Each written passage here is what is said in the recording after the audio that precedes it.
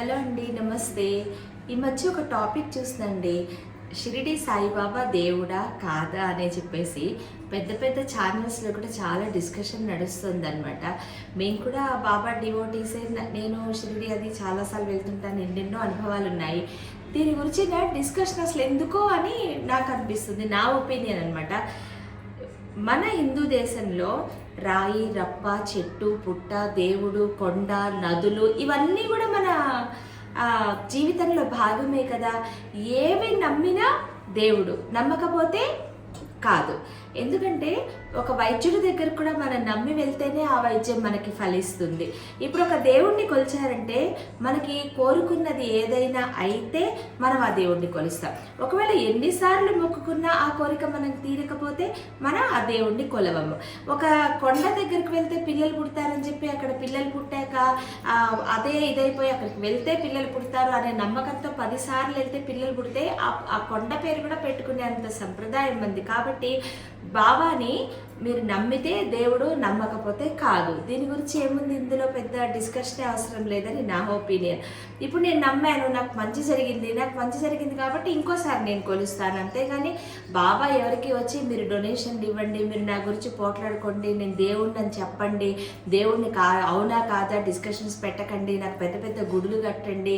ఆయన ఏం చెప్పారు, మన ఏ దేవుడినైనా, అది హిందూస్ అయినా, ముస్లిమ్స్ అయినా, క్రిస్టియన్స్ అయినా, ఏ దేవుడైనా ఏం చెప్పారు, ఎదుటి వాళ్ళకి సహాయం చేయండి. వాళ్ళ జీవితం అంతా అది చేసి చూపిస్తే మనం అవన్నీ పక్కన పెట్టేసి అక్కర్లేని విషయాల కోసం భలే పోట్లాడుకుంటాం. వాళ్ళ దేవుడా కాదా, ఇంతకుముందు అసలు ఈ మతాలే లేవు, మొత్తం హిందూ ఇదే ఉండేది, ఏ ఇది తీసుకున్నా ఇదే, మా దేవుడే గొప్పవాడు, మేమే మంచివాళ్ళం, మేమే గొప్పవాళ్ళం.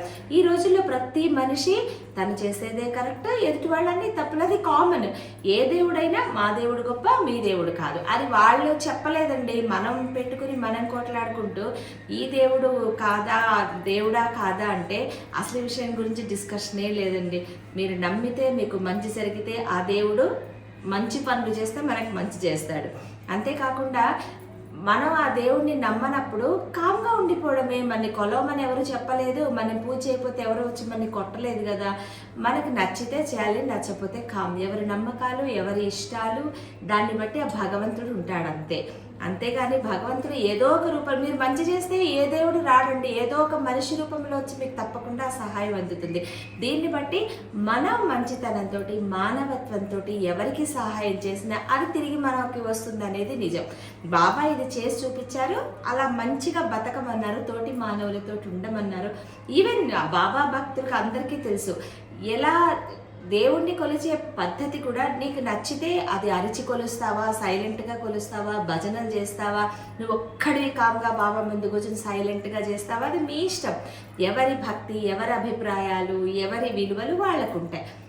అంతేగాని అనవసర గంటలు టీవీలో ఎన్నో విషయాలు వదిలిపెట్టి ఇలాంటి విషయాల గురించి పెద్ద పెద్ద డిస్కషన్స్ పెట్టి పండితులకి, శాస్త్ర వీళ్ళందరినీ పిలిచి వాళ్ళు మంచి మంచి పనులు చేసి చక్కటి ఉపన్యాసాలు చెప్తారు. అవన్నీ మాన్పించేసి అక్కడ కూర్చోబెట్టి ఈ దేవుడా కాదా, ఉన్నాడా లేదా, ఏ దేవుడిని మనం చూసి మనకి వచ్చారు చెప్పండి. అమ్మవారి ముందు 10 నిమిషాలు కళ్ళు మూసుకుని కూర్చుంటే అమ్మ మన దగ్గరికి వచ్చేస్తారంతే. ఆ రూపం, ఆ నిలువెత్తు రూపం మన ముందుండి మనం మంచిగా బ్రతకాలి అని చూపించే ఏ దేవుడైనా దేవుడే. చెడ్డ పనులు చేసి ఒకళ్ళని నాశనం చేయాలి, ఒకళ్ళని చంపేయాలని ఆలోచనలు ఉన్నవాడు వాడు దెయ్యం కిందే లెక్క. ఇవే దేవుడు దెయ్యాలు అని నేను అనుకుంటున్నాను. బాబా విషయంలో నా ఒపీనియన్ ఇదండి. నేను ఒకరోజు బాబా ముందు కూర్చుని, మేము నమ్మేవాళ్ళం అన్నట్టు, తినే ముందు అంత బాబా ముందు పెట్టి తినడం, లేదా పక్షులకి పైన పెట్టడం, ఎవరన్నా వస్తే పెట్టడం, ఇది ఖచ్చితంగా నాకు నేర్పించారనమాట మా పెద్దమ్మ. ఒకరోజు బాబాకు పెట్టకుండా మేము తినేస్తున్నా ఎందుకో బాబా మొహం చూస్తే నాకు పెట్టకుండా నువ్వు తినేస్తున్నావు కదా అనిపించింది. మా పెద్దమ్మకి చెప్పా, మా అమ్మ ఇలా అంటున్నారు బాబాకు, అలా చూస్తే నాకు అలా అప్పుడు నాకు చాలా చిన్నదానండి, 7th 8th చదువుతున్నాను. అంటే అయ్యో నిజంగానే ఇవాళ బాబా ముందు నేను ఏమీ పెట్టలేదో చెప్పినట్టే అనిపించింది అని చెప్పేసి మన ఇదనుకోండి, మన నమ్మకం అనుకోండి, మనకు అలా అనిపించింది. ఓ చూసావు బాబా చెప్పారు అంటే మంచి అనేది ఒక అలవాటుగా మార్చుకుంటే భగవంతుడు మనతో ఉన్నట్టే లెక్క. షిరిడి వెళ్ళినప్పుడు నేను మా పాప వెళ్తున్నాను, అదేదో నా గురించి ఆర్గ్యూ చేస్తుంది. ఒక దగ్గర ఒక సేమ్ బాబా అలా కూర్చున్నాడు, ఇలా రా అని చెప్పి ఆయనకు తెలియదు కూడా అమ్మ మాట వినాలి, గొడవ పడకూడదు అని చెప్పి పంపించారు. ఇలా ఎన్నెన్నో నిదర్శనాలండి. షిరిడీలో పేడ పంచుదామని మొక్కుకున్నాము, అందరికీ పంచుతున్నాము. ఒక ఆయన పిలిచి ఫస్ట్ టైం వెళ్తే షిరిడీలో బాబా కనిపిస్తారని చెప్తారు, బాబా భక్తులందరికీ తెలుసు. మేము వెళ్ళినప్పుడు రా నాకు పెట్టలేదేంటి నువ్వు అని చెప్పి అడుగుతున్నారనమాట. అలా మనం నమ్మితే భగవంతుడు, నమ్మకపోతే కాదు. దీని గురించి డిస్కషన్స్ అనవసరం అని నేను అనుకుంటున్నాను. మీ ఒపీనియన్ కూడా చెప్పండి, మీరేమనుకుంటున్నారు?